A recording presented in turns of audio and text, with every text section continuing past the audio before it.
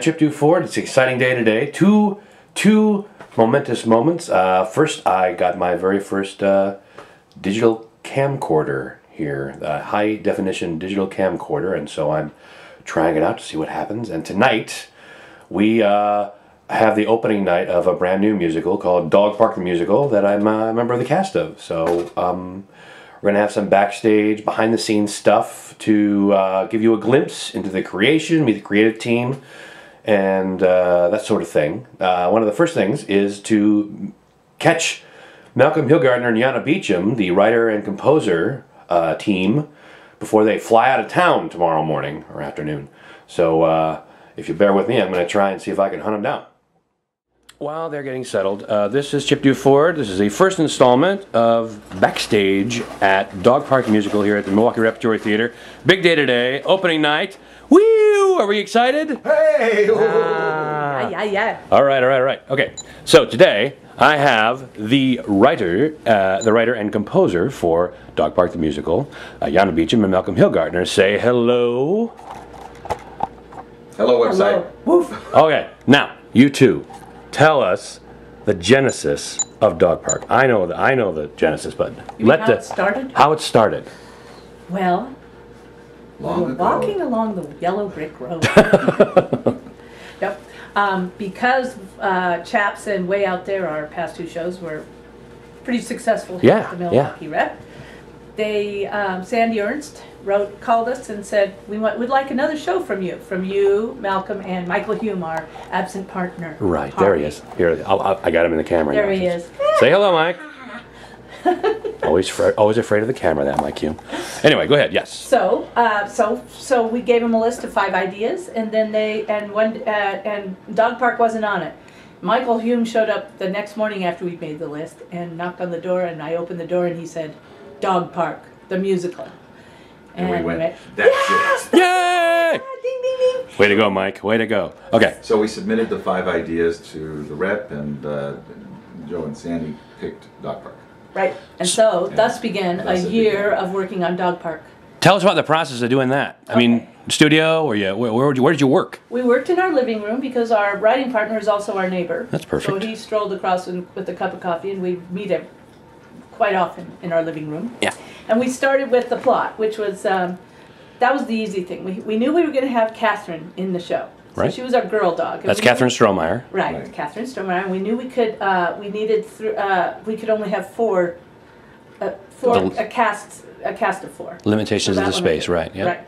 So that meant we thought, okay, Catherine, we'll do a story about Catherine, or our dog Daisy, dating, going to Dogpark and viewing the Dogpark as a singles bar. Mm-hmm. Because the next morning after Sandy and Joe picked the show, we saw in the newspaper an ad that said singles with friends.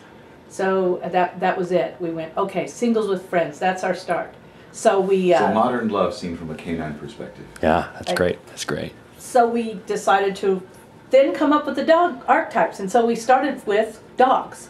So our friend Sheila has a dog named Maisie, and Maisie is mostly a Scottie, but she has these giant shaggy ears, and Maisie refuses to go to the dog park. She must have been burned in her earlier years, had some bad experiences.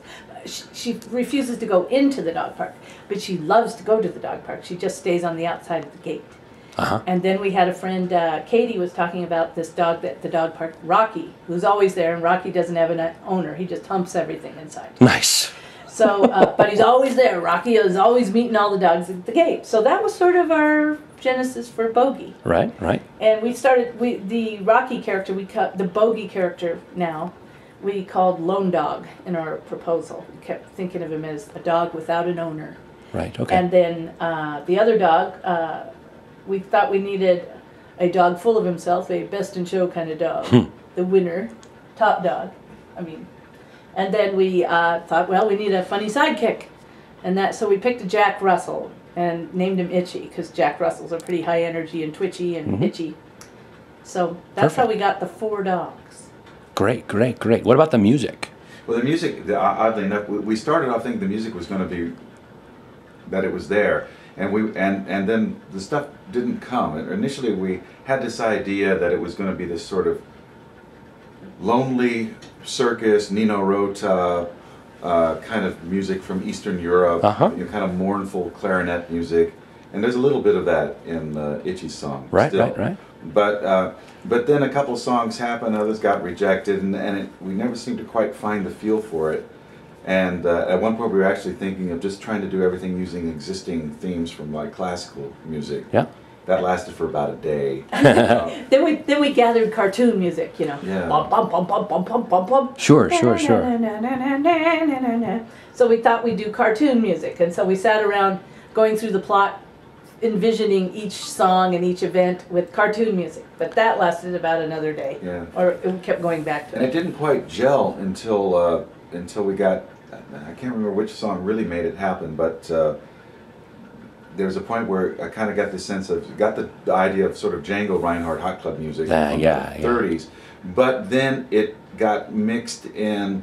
For me, the song that really turned it around was Wrong Dogs, when it got that sort of 20s tight harmony feel of backup singers, and that's when it sort of melded into its own sort of thing. A little bit of the Boswell sisters.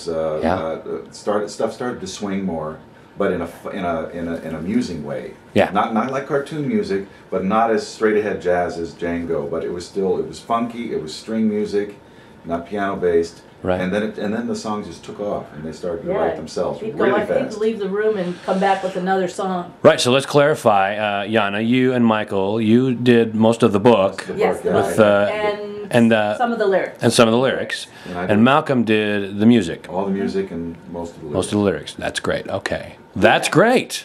I know, it worked out great, and working together with a partner, it's, well, besides ourselves, we've been working together for 20 years. Yeah. But working with Michael, this was our second time working with him, and it just gets better. You sit in a room, you shorthand, you say he'll play a tune, and we'll go, okay, it needs to be about this. And, you know, everybody take 5 minutes and write everything they can think about a dog who's best in show. So then we'd all write it down, and then we'd go around the circle and read our lyrics, and we go, I hate that. I hate that. That's the good great. thing. Everybody's got to the point where they can absolutely. It's not brutal. It is brutal, but it's straightforward, and it really cuts to the chase, and we move on. And nobody gets all bent out of shape when most things get rejected, and you know you just keep culling through until you get to the thing that's going to work. And if we weren't such good friends, we wouldn't be able to do it. That's true. That's true. I mean, and it's nice that this is kind of a whole family experience, isn't it? Yeah. I mean, everybody kind of knows everybody, right, in one way or another. And like family, we have our family, spits. People walk out, and come back. Dysfunctionalities. It happens. It happens. But everyone understands what we're really trying to do. And the thing that's been really great, I think, with Michael is that we all kind of see. We may not know exactly or agree exactly on the how, but we all see things from roughly the same point of view. We have reference all of our back stuff, musical references. We have exactly the same. Especially Michael and I are musical comedy references. Right. And Malcolm and Michael have references in film, popular music, whatever, So we really can shorthand it that way. We can go, it's like someone, oh yeah, got it, and on we go. Ha! That's sweet. Listen, anything else to say? This is great. We got about 7 or 8 minutes of material. This is fantastic. Everybody gets to know a little bit about the writing and creation of the process. Anything to say on the big opening night of Dogpark, the musical? We're petrified. All right. Even though preview went well last night, we're still petrified. There we go. All right. So this is Chip Duford signing off. We're going to be around with some more stuff. So be sure and get your tickets for Dogpark the Musical opening night tonight, January 10th at the Milwaukee Repertory Theatre, and we play until March 1st, 2009. Woohoo! Signing off. Bye.